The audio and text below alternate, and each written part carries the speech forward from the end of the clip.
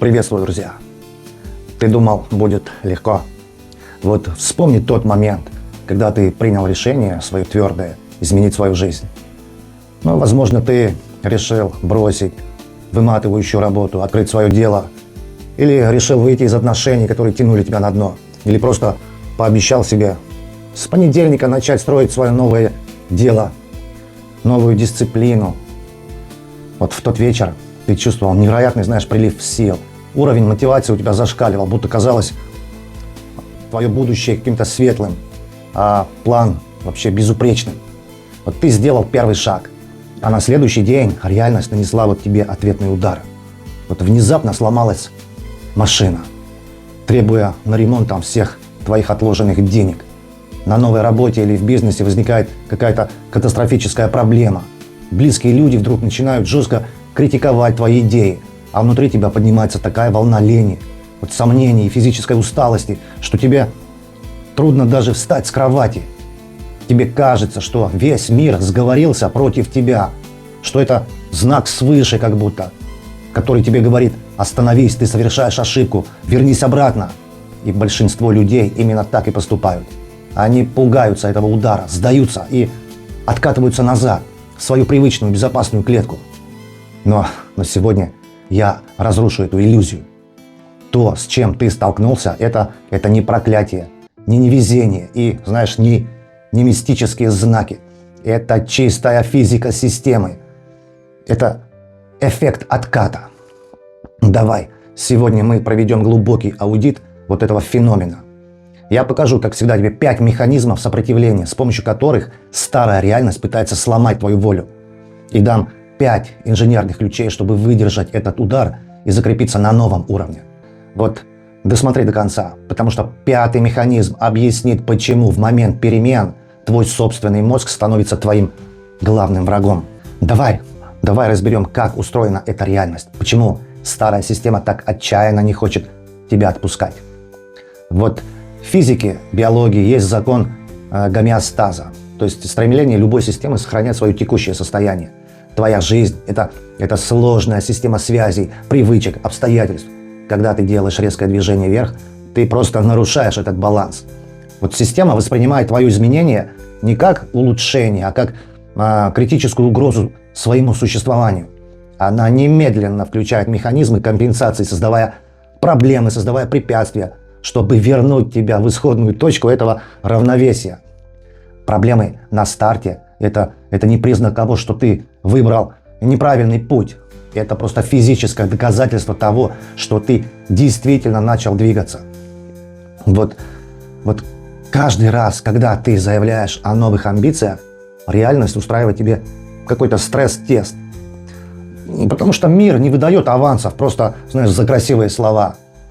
Проверка намерения – это фильтр, который отсеивает, туристов от настоящих игроков. Тебе подкидывают соблазны вернуться к старому. Тебе создают ситуации, где проще всего сдаться. Этот удар в спину, можно так его назвать, проверяет плотность твоего решения.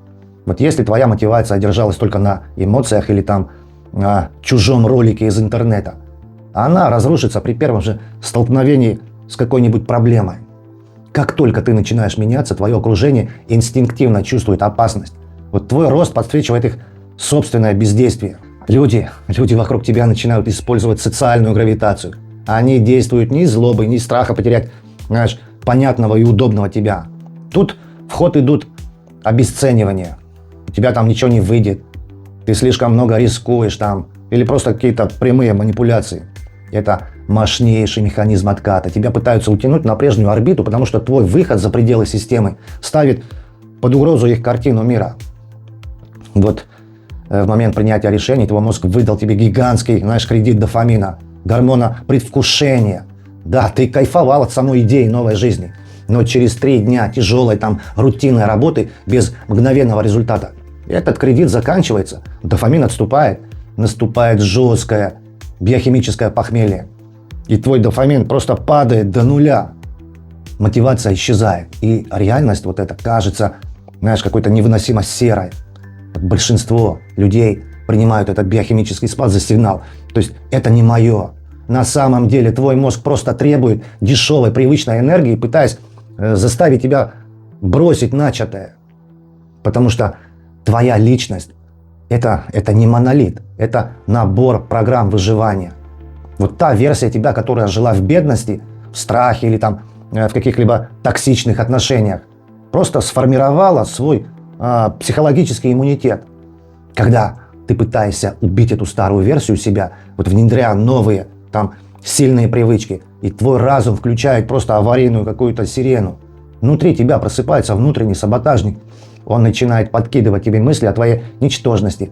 Знаешь, генерировать приступы паники или какой-то необъяснимой усталости.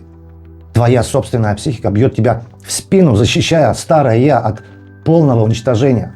Просто пойми одну вот фундаментальную вещь. Сопротивление среды – это не наказание. Ни один самолет в мире не может взлететь без сопротивления воздуха.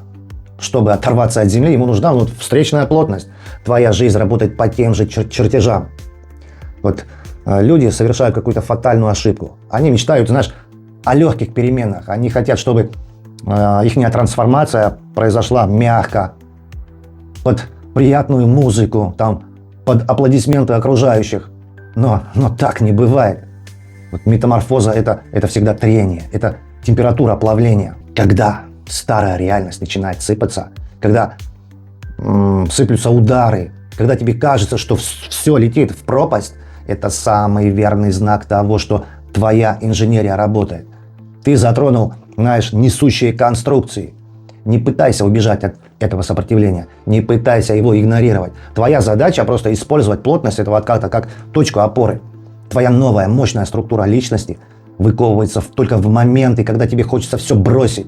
Но ты вот стискиваешь зубы и делаешь еще один шаг. Откат – это сырье для твоего нового характера. Вот теория без практики, она ничего не стоит. Нам нужны четкие инструменты, чтобы твоя система не обрушилась под давлением старой реальности. Вот тебе 5 ключей для блокировки этого эффекта. Первое. Ожидание удара. Перестань ждать идеальных условий. Заранее встрой проблемы в этот свой план. Скажи себе: да, завтра будет тяжело. Послезавтра я захочу сдаться. Через неделю кто-то попытается меня предать. Когда ты морально готов к удару, оно теряет свою разрушительную силу. Эффект неожиданности исчезает. Когда случается кризис, ты не впадаешь в панику, а встречаешь его с холодным расчетом. Я знал, что ты придешь. Моя система к тебе готова. Второе. Когда наступает жесткий откат, у тебя просто опускаются руки. Не пытайся совершить глобальные прорывы. Твоя нервная система просто перегружена. Сократи эту амплитуду. Сведи свою задачу к абсолютному минимуму. Если ты можешь работать над проектом 3 часа, поработай 10 минут. Если не можешь пойти на тренировку, например, просто сделай разминку у себя дома. Главное правило этого этапа – сохранить вектор движения. Пусть даже на скорости 1 мм в час. Пока ты не остановился полностью, откат тебя не победил. Третье. Режим радиомолчания. В период первичных изменений твоя новая структура слишком уязвима.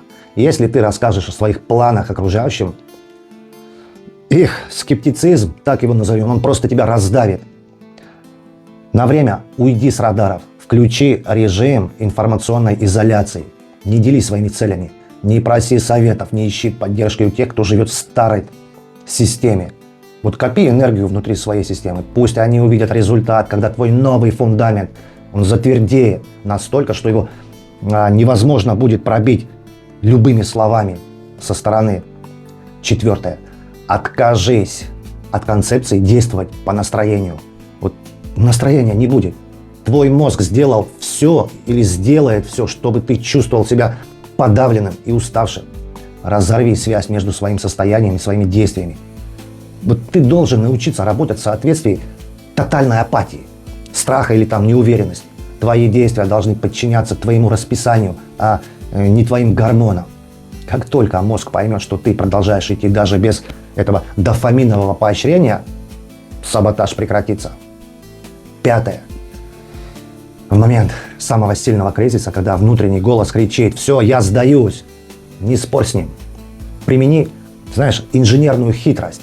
Вот скажи себе, хорошо, мы сдадимся, мы бросим этот проект, эти тренировки, этот новый путь, но мы сделаем это не сегодня, а завтра, ровно в полдень.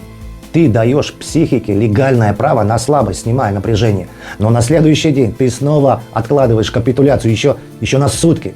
Эта техника помогает пройти через самую острую фазу ломки, при этом не разрушив построенное. И вот сегодня ты узнал анатомию удара в спину. Ты понял, что сопротивление – это не повод для паники, а естественный физический процесс твоего перехода на новый уровень. Эффект отката будет происходить всегда. Но теперь у тебя есть броня и инструменты, чтобы не просто выдержать этот натиск, но использовать его энергию для своего разгона. Ну давай посмотрим правде в глаза. Выдержать сопротивление среды – это только половина битвы. Самое страшное происходит тогда, когда мы обнаруживаем, что источник наших главных проблем находится не снаружи. Он не в окружающих, не в экономике, не в случайных совпадениях. Мы приходим к пугающему осознанию. Мы сами, собственными руками, раз за разом конструируем свои провалы. Мы выбираем не тех партнеров, ввязываемся в провальные проекты, разрушаем свое здоровье, и мы делаем это регулярно, по одному и тому же сценарию. Почему так происходит? Почему история человечества, история как одной личности постоянно повторяется, как по спирали? Давай дальше.